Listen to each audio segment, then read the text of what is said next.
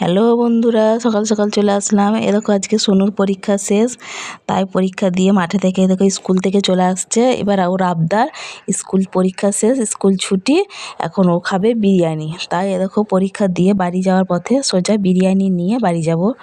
তাই সোজা এখন চলে যাই দোকানে। এ দেখো বন্ধুদের সঙ্গে চলে আসছে গল্প করতে করতে একসঙ্গে।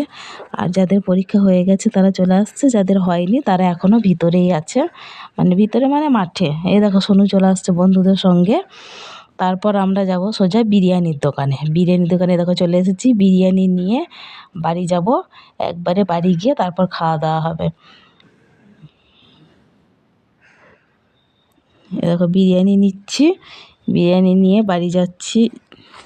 দোকানটার নামটাও দেখে নাও তোমরা।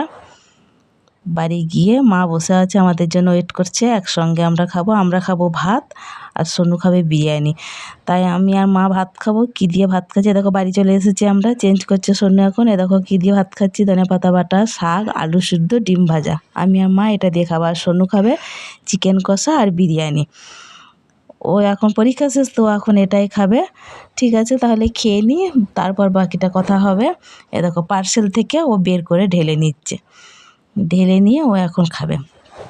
আমরা তাহলে ভাত খাই আর সোনু এখন বিরিয়ানি খাক। ঠিক আছে, টাটা। দেখে নাও, এ দেখো আলুটা দেখাচ্ছে তোমাদের, দেখেছো? ঠিক আছে, টাটা।